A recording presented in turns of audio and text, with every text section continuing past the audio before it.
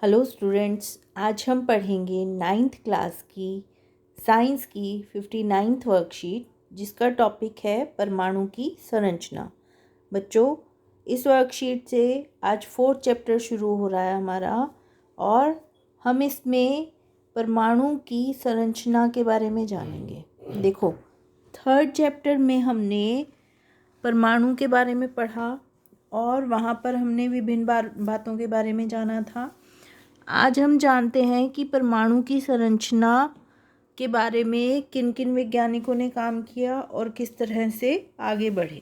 ठीक है, देखो, परमाणु पदार्थ के निर्माण खंड है, यानी कि मौलिक इकाई है, ये हमने जाना था। सबसे छोटी इकाई है और ये बना हुआ है प्रोटॉन, न्यूट्रॉन और इलेक्ट्रॉन से। ठीक है, अब सबसे पहले जे थॉमसन ने कैथोड किरण प्रयोग किया और इलेक्ट्रॉन्स का पता लगाया। उन्होंने क्या किया, एक कैथोड किरण ट्यूब ली और आंशिक रूप से वैक्यूम सील ट्यूब थी, जिसके एक सिरे पर कैथोड था और दूसरे सिरे पर एनोड था। तो उन्होंने इनके बीच में अत्यधिक करंट प्रवाहित किया, तो कैथोड से इलेक्ट्रॉन किरणें निकली और एनोड की तरफ चली गई। ठीक है ना, देखो, कैथोड से किरणें निकली और एनोड की तरफ गई। तो जे थॉमसन ने इन किरणों को कैथोड किरणें कहा, क्योंकि यह किरणें कहाँ से निकली थी, कैथोड से निकली थी। और ये परमाणु दर्शाता है कि परमाणु साधारण और अविभाज्य कण नहीं है और इनमें कम से कम एक अवपरमाणु कण यानी कि इलेक्ट्रॉन उपस्थित है। अब इलेक्ट्रॉन के गुण क्या बताए गए कि इलेक्ट्रॉन ऋणात्मक आवेश यानी कि नेगेटिव, ठीक है, और अवपरमाणु कण हैं, बहुत छोटे हैं। इलेक्ट्रॉन का द्रव्यमान नगण्य है, यानी कि ना के बराबर है, और इसको दर्शाया गया ई नेगेटिव और इसका आवेश माना गया -1। ठीक है बच्चों, इसके बाद थॉमसन ने परमाणु का मॉडल दिया उसकी संरचना बताने के लिए, और इसे कहा गया प्लम पुडिंग मॉडल। ठीक है, और इसको कंपेयर किया गया क्रिसमस केक या तरबूज से। जैसे तरबूज में बीच बीच में बीज बिखरे हुए होते हैं, या केक के अंदर चेरीज या जेलीज बीच बीच में होती हैं, इसी तरह से ये माना गया कि जो खाने वाला हिस्सा है तरबूज का या केक का, वो है घनावेशित हिस्सा, और जो बीज हैं या जेली या चेरीज हैं वो हैं इलेक्ट्रॉन, नेगेटिवली चार्ज इलेक्ट्रॉन्स, यानी कि ऋणावेशित इलेक्ट्रॉन्स। ठीक है, और ये भी कहा गया कि तरबूज में खाने के भाग की तरह ही परमाणु में घनावेश भी उपस्थित रहता है। तो थॉमसन के मॉडल के अनुसार क्या हुआ, परमाणु एक घनावेशित गोला है जिसमें इलेक्ट्रॉन्स धंसे हुए हैं और दोनों बराबर हैं, घनावेश और ऋणावेश।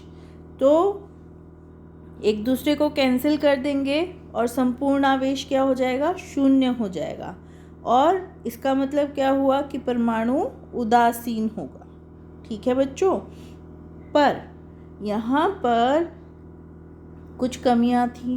वो कमियाँ क्या थी कि जो दूसरे वैज्ञानिकों ने प्रयोग किए थे वो इस मॉडल के द्वारा नहीं समझाए जा सके, और इस मॉडल से कोई ऐसा प्रायोगिक साक्ष्य नहीं मिला,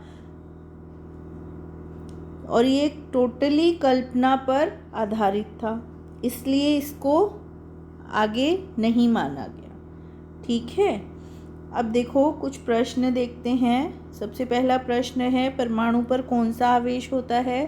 परमाणु पर कोई भी आवेश नहीं होता है, परमाणु हमेशा उदासीन होता है। इलेक्ट्रॉन की खोज किसने की थी, जे थॉमसन ने। इलेक्ट्रॉन की विशेषताएं लिखिए। तो इलेक्ट्रॉन की विशेषताएं क्या है? ऋणात्मक आवेश वाले अवपरमाणुक हैं, बहुत छोटे हैं, इलेक्ट्रॉन का द्रव्यमान नगण्य है, इलेक्ट्रॉन का प्रतीक ई नेगेटिव और आवेश -1 है। एक उचित आरेख की मदद से थॉमसन के परमाणु मॉडल के बारे में संक्षेप में व्याख्या कीजिए। तो देखो बच्चों, यहाँ पर थॉमसन का मॉडल कैसा था? एक तरबूज की तरह था, जिसके अंदर लाल रंग वाला भाग जो था वो कैसा था? घनावेशित, और जो बीज थे वो कैसे थे? ऋण आवेशित। ठीक है बच्चों।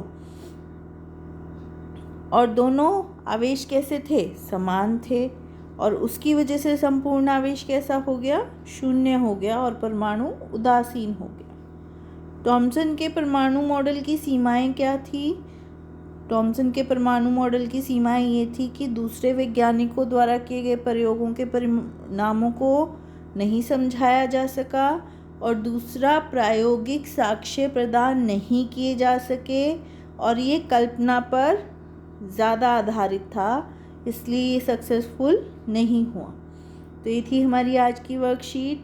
आई होप आपको समझ आई होगी और अब आप इसको इजीली कर पाओगे। साथ ही साथ कोविड-19 में अपना ध्यान रखेंगे, हाथ धोएंगे, मास्क पहनेंगे और दूरी बनाकर रखेंगे और अपना ध्यान रखेंगे। थैंक यू बच्चों।